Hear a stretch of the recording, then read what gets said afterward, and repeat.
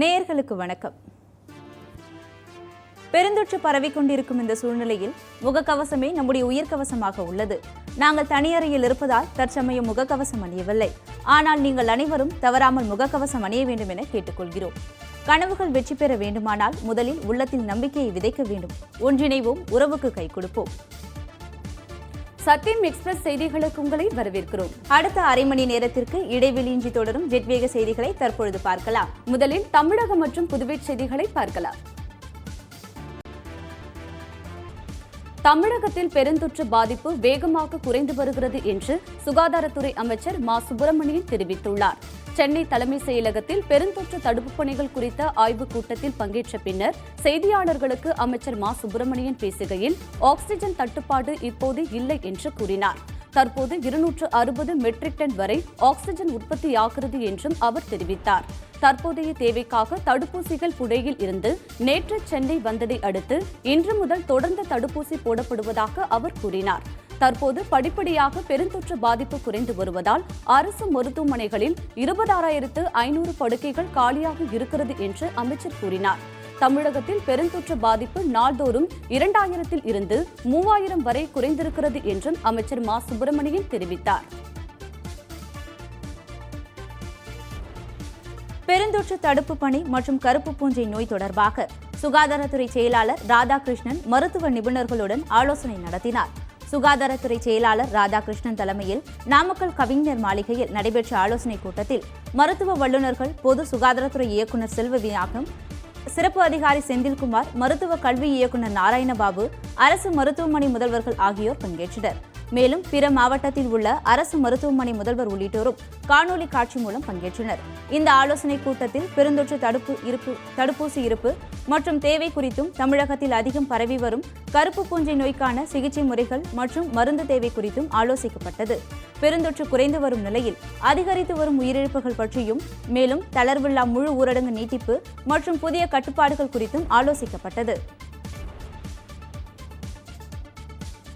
குடும்ப அட்டைதாரர்களுக்கு 13 வகையான மளிகைப் பொருட்கள் அடங்கிய தொகுப்பு வழங்கும் பணியை முதலமைச்சர் மு. ஸ்டாலின் சென்னையில் நாளை துவக்கி வைக்கிறார். பெருந்தொற்று நோய் தொற்றை கட்டுக்குள் கொண்டு வருவதற்கு அரசு ஊரடங்கை ஒரு வார காலம் நீட்டித்து இருக்கிறது. இதனைத் தொடர்ந்து 13 மளிகைப் பொருட்கள் அடங்கிய தொகுப்பினை அனைத்து அரிசி குடும்ப அட்டைதாரர்களுக்கு ரேஷன் கடைகள் மூலம் ஜூன் மாதம் முதல் வழங்கிட முதலமைச்சர் ஸ்டாலின் உத்தரவிட்டிருக்கிறார்.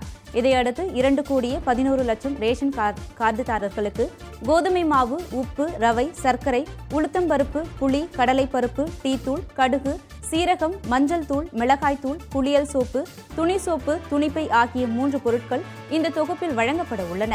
இந்த நிலையில் மறைந்த முன்னாள் முதலமைச்சர் கருணாநிதியின் பிறந்த நாளை முன்னிட்டு மளிகைப் பொருட்கள் வழங்கும் திட்டத்தை முதலமைச்சர் ஸ்டாலின் நாளை துவக்கி வைக்கிறார். மேலும் பெருந்தொற்று நிவாரண நிதியாக 2000 தவணையாக 2000 ரூபாய் வழங்கும் திட்டமும் நாளை துவக்கி வைக்கப்படுகிறது. அதைத் தொடர்ந்து 5ஆம் தேதி முதல் ரேஷன் கடைகள் மூலம் குடும்ப கார்டுதாரர்களுக்கு விநியோகம் செய்யப்பட உள்ளது. தமிழகத்திற்கு 4,95,000 தடுப்பூசிகள் சென்னை வந்தடைந்தன. 45 வயதுக்கு மேற்பட்டோருக்கு இந்த தடுப்பூசி பயன்படுத்தப்படும் என தெரிவிக்கப்பட்டுள்ளது. தமிழகத்தில் 2 நாட்களுக்கு மட்டுமே தடுப்பூசி கையிருப்பு இருக்கிறது என்று சுகாதாரத்துறை செயலாளர் ராதாகிருஷ்ணன் தெரிவித்திருந்தார். இந்நிலையில் விமானம் மூலம் 4,95,000 தடுப்பூசிகள் நேற்று சென்னைக்கு வந்தடைந்தன. இந்த தடுப்பூசிகள் சென்னை தேனாம்பேட்டையில் உள்ள மாநில தடுப்பூசி மையத்தில் இருந்து தேவைக்கேற்ப அந்தந்த மாவட்டங்களுக்கு கொண்டு செல்லப்படுகிறது. சென்னையில் இருந்து இந்த தடுப்பூசிகள் உடனடியாக அனைத்து மாவட்டங்களுக்கும் அனுப்பி வைக்கப்படும் என்றும் தெரிவிக்கப்பட்டுள்ளது. இதனிடையே ரஷ்யாவில் இருந்து 30 லட்சம் ஸ்புட்னிக் தடுப்பூசிகள் சிறப்பு விமானம் மூலம் ஹைதராபாத்திற்கு கொண்டுவரப்பட்டன. தமிழகத்திற்கு 12 IAS அதிகாரிகளை பணியிட மாற்றம் செய்து தலைமைச் செயலாளர் இறையன்பு உத்தரவிட்டுள்ளார். அதன்படி ஜக்மோகன் சிங் ராஜு டெல்லியில் உள்ள தமிழ்நாடு இல்லத்திற்கு கூடுதல் தலைமைச் செயலாளராக நியமனம் செய்யப்பட்டுள்ளார். சமூக நலம் மற்றும் சத்துணவு திட்டத்துறை செயலாளராக இருந்த மதுமதி ஆதிதிராவிடர் நலத்துறை ஆணையராக நியமனம் செய்யப்பட்டுள்ளார். ரேஷன் பொருள் மற்றும் நுகர்வோர் பாதுகாப்புத்துறை ஆணையர் ஷஜான் சிங் ஆர் சவான் மீன்வளத்துறையின் கூடுதல் ஆணையராக நியமனம் செய்யப்பட்டுள்ளார். சேலம் மாவட்ட ஆட்சியராக இருந்த நாமன் தோட்டக்கலைத்துறை மற்றும் பயிர்கள் வளர்ச்சித்துறை இயக்குநராக மாற்றப்பட்டுள்ளார். கடலூர் ஆட்சியராக இருந்த சந்திரசேகர் சேகமௌரி ஊரக வளர்ச்சித்துறை இணைச் செயலாளராக நியமிக்கப்பட்டுள்ளார். தருமபுரி மாவட்ட ஆட்சியராக இருந்த கார்த்திகா உயர்கல்வித்துறை இணைச் செயலாளராக நியமனம் செய்யப்பட்டுள்ளார். மதுரை மாவட்ட ஆட்சியராக இருந்த அன்பழகன் கரும்பு வளர்ச்சித்துறை கூடுதல் ஆணையராக நியமனம் செய்யப்பட்டுள்ளார். மாநில திட்டங்கள் நலத்துறை இயக்குநர் அமிர்த ஜோதி கார்ப்பரேஷன் மற்றும் உணவு நுகர்வோர் நலத்துறை இயக்குநர் செயலாளராக நியமிக்கப்பட்டுள்ளார். தமிழகத்தில் ஜூலை மாதத்தில் இருந்து ஆகஸ்ட் மாதம் வரை தினமும் 1 கோடி பேருக்கு தடுப்பூசி செலுத்தும் அளவிற்கு போதுமான அளவு தடுப்பூசிகள் கிடைக்கும் என்று ICMR இயக்குநர் பல்ராம் பார்கவா தெரிவித்துள்ளார். மத்திய சுகாதாரத்துறை செயலர் லாவ் அகர்வால், ICMR இயக்குநர் பல்ராம் பார்கவா ஆகியோர் டெல்லியில் செய்தியாளர்களுக்கு பேட்டியளித்தனர். அப்போது பேசிய பல்ராம் பார்கவா, டிசம்பர் மாதத்திற்குள் நாடு முழுவதும் அனைவருக்கும் தடுப்பூசி போடப்படும் என்று நம்பிக்கை தெரிவித்தார். ஜூலை மாதம் மத்தியில் அல்லது ஆகஸ்ட் மாதத்தில் தினமும் 1 கோடி பேருக்கு தடுப்பூசி செலுத்தும் அளவிற்கு போதுமான அளவு தடுப்பூசிகள் கிடைக்கும் என்று கூறினார். இதனைத் தொடர்ந்து பேசிய லாவ் அகர்வால், நாடு முழுவதும் இதுவரை 21.60 கோடி பேருக்கு தடுப்பூசி போடப்பட்டுள்ளதாக தெரிவித்தார். கோவிஷீல்டு டோஸுகளுக்கு இடையேயான கால இடைவெளியில் எந்த மாற்றமும் இல்லை என்றும், முதல் டோஸ் செலுத்தி 12 வாரங்களுக்கு பிறகு 2வது டோஸ் செலுத்தப்படும் என்றும், இதே கால அளவுதான் கோவாக்சினுக்கும் பின்பற்றப்படும் என தெரிவித்தார். விழுப்புரத்தில் பெருந்தொற்று நோயாளிகளுக்கு வழங்கப்படும் உணவின் தரத்தினை ஆய்வு செய்த அமைச்சர் செஞ்சி மஸ்தான் நோயாளிகளுக்காக தோசை சுட்டுக் கொடுத்தார். விழுப்புரம் மாவட்டம் மேல்மலையனூர் காவலர் குடியிருப்பு வளாகத்தில் பெருந்தொற்று நோயாளிகளுக்கான சிகிச்சை மையம் அமைக்கப்பட்டுள்ளது. இங்கு நோயாளிகளுக்கு வழங்கப்படும் உணவின் தரத்தினை சிறுபான்மையினர் நலன் மற்றும் வெளிநாடு வாழ் தமிழர் நலத்துறை அமைச்சர் செஞ்சி மஸ்தான் நேரில் பார்வையிட்டு ஆய்வு மேற்கொண்டார். அப்பொழுது சமைக்கப்பட்ட உணவின் தரத்தினை ஆய்வு செய்த அமைச்சர் நோயாளிகளுக்காக தோசை சுட்டுக் கொடுத்தார். ஆவின் பால் லிட்டருக்கு 3 ரூபாய் குறைப்புக்கு பின் தமிழகத்தில் ஆவின் பால் தினசரி விற்பனை 26 லட்சம் லிட்டராக அதிகரித்துள்ளது. இதுகுறித்து ஆவின் நிறுவனம் வெளியிட்ட செய்தியில், விலை குறைவுக்கு பின் கடந்த மே 23ஆம் தேதி சென்னையில் 15.4 லட்சம் லிட்டரும், மே 22ஆம் தேதி பிற மாவட்டங்களில் 12.59 லட்சம் லிட்டரும் பால் விற்பனை செய்யப்பட்டுள்ளதாக குறிப்பிடப்பட்டுள்ளது.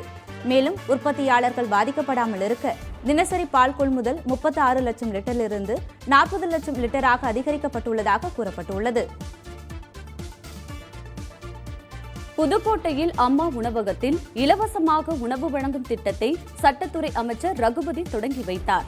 நகராட்சியில் பழைய பேருந்து நிலையம் மற்றும் ராணியார் மகப்பேறு மருத்துவமனை ஆகிய இடங்களில் அம்மா உணவகங்கள் செயல்பட்டு வருகிறது.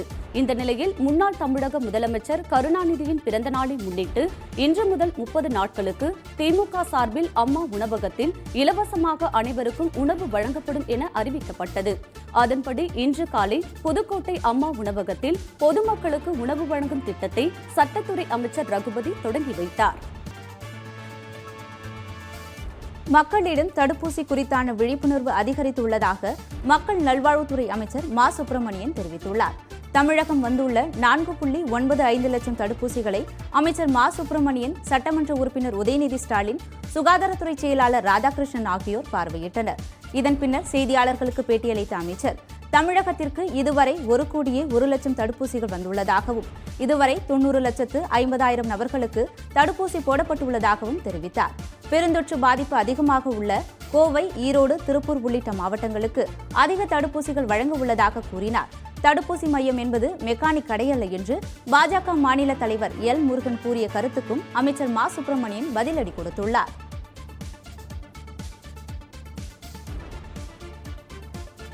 முதலமைச்சர் மு.க. ஸ்டாலினிடம் ஏசி விடுவிக்கிறார் ஊழியர்களின் ஸ்தாபகர் சகோதரர் மோகன்சி லாஸ்ரஸ் 1.5 கோடி ரூபாய் நிதியுதவியை முதல்வர் பொது நிவாரண நிதிக்கு வழங்கினார். சென்னை தலைமைச் செயலகத்தில் இன்று முதலமைச்சர் மு.க. ஸ்டாலினை சந்தித்து ஏசி விடுவிக்கிறார் ஊழியர்களின் ஸ்தாபகர் சகோதரர் மோகன்சி லாஸ்ரஸ் பெருந்தொற்று நிவாரண நிதியுதவியை வழங்கினார். அவருடன் மீன்வளத்துறை அமைச்சர் அனிதா ராதாகிருஷ்ணன், சத்யம் டிவி நிர்வாக இயக்குநர் ஐசக் லிவிங்ஸ்டன் உள்ளிட்டோர் உடனிருந்தனர். பின்னர் செய்தியாளர்களிடம் பேசிய சகோதரர் மோகன்சி லாஸ்ரஸ், பெருந்தொற்று காலத்தில் பாதிக்கப்பட்ட மக்களுக்கு உதவுவதற்காக இந்த நிதியுதவியை முதலமைச்சர் பொது நிவாரணத்திற்கு வழங்கியிருப்பதாக தெரிவித்தார். தமிழகத்தில் +2 பொதுத் தேர்வு நடத்துவது தொடர்பாக 2 நாட்கள் பொதுமக்களிடம் கருத்து கேட்கப்படும் என பள்ளிக்கல்வித்துறை அமைச்சர் அன்பில் மகேஷ் பொய்யாமொழி தெரிவித்துள்ளார்.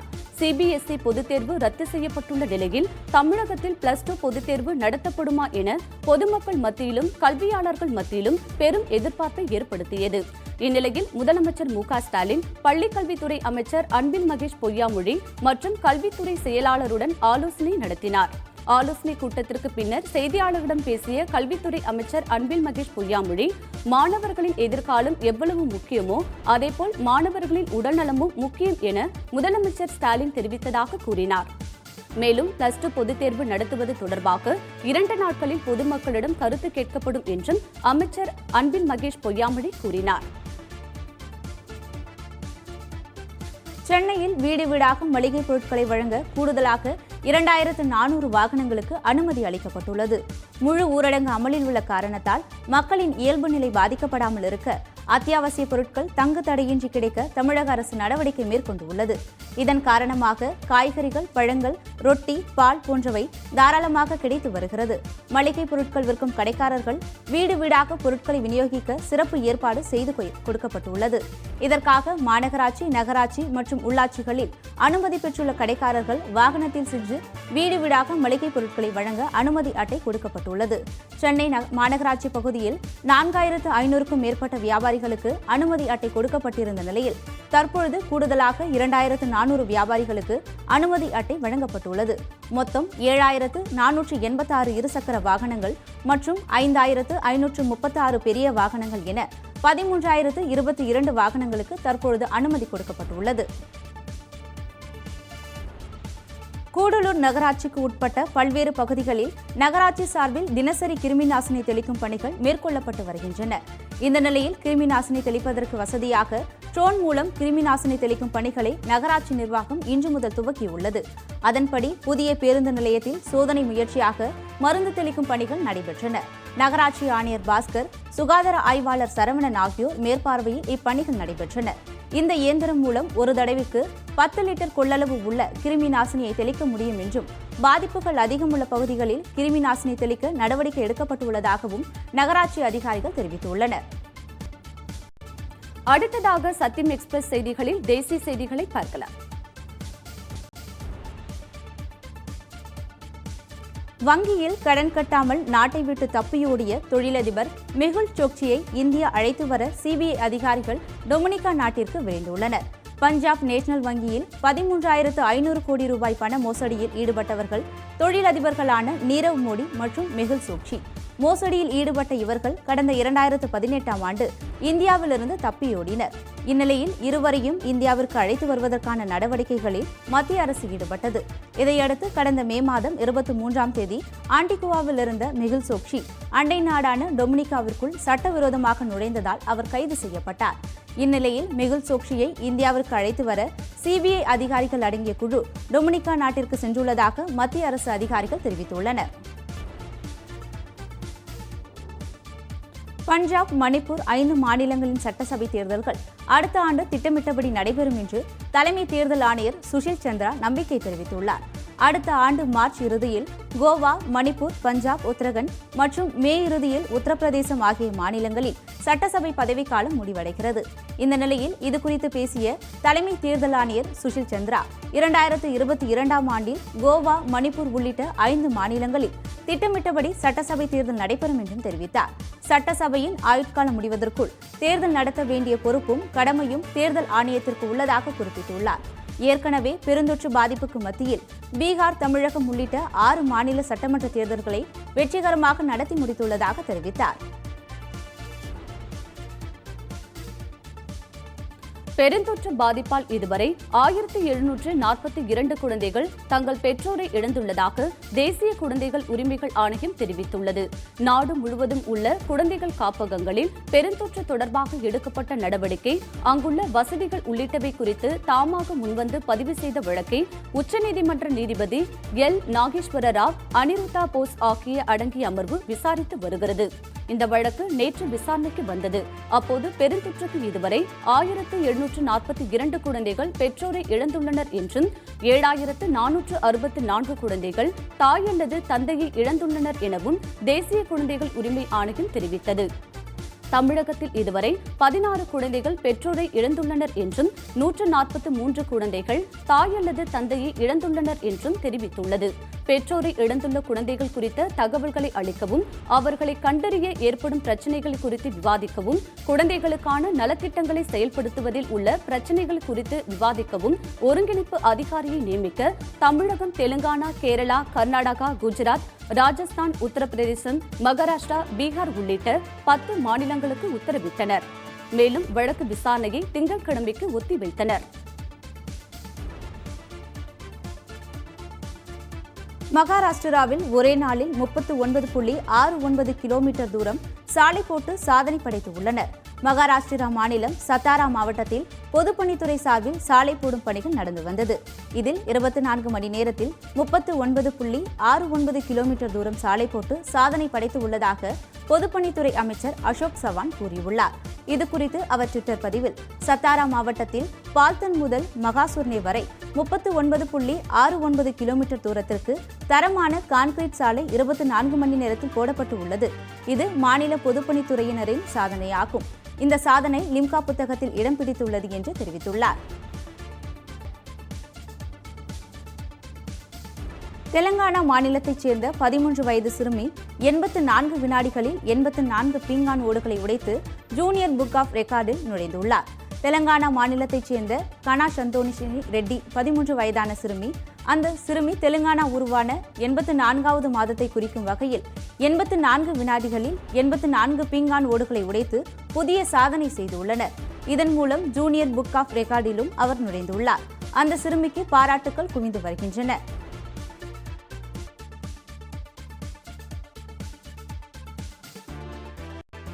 அடுத்ததாக சத்தியம் எக்ஸ்பிரஸ் செய்திகளில் உலகச் செய்திகளை பார்க்கலாம்.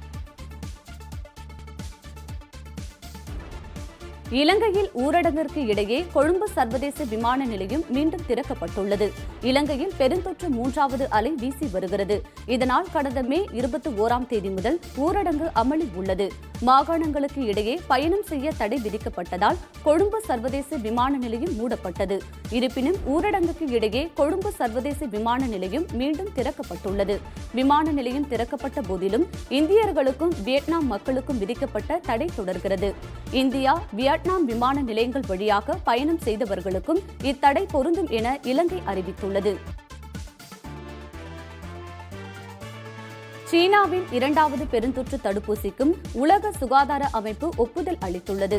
உலகளவில் ஃபைசர், மாடர்னா, ஜான்சன் ஜான்சன், ஆஸ்ட்ராஜெனகா தடுப்பூசிகளுக்கு உலக சுகாதார அமைப்பு ஒப்புதல் வழங்கியுள்ளது. கடந்த மாதம் சீனாவின் நிபோவாங் தடுப்பூசிக்கும் ஒப்புதல் வழங்கியிருந்தது. இந்நிலையில் சீனாவின் 2வது பெருந்தொற்று தடுப்பூசியான சினோவேக், கொரோனாவேக் என்ற தடுப்பூசியை அவசர கால பயன்பாட்டிற்கு பயன்படுத்த உலக சுகாதார அமைப்பு ஒப்புதல் அளித்துள்ளது.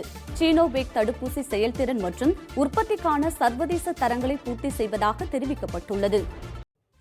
இத்துடன் சத்தியம் எக்ஸ்பிரஸ் செய்திகள் நிறைவு பெறுகிறது. மீண்டும் சத்தியம் எக்ஸ்பிரஸில் சந்திப்போம். வணக்கம்.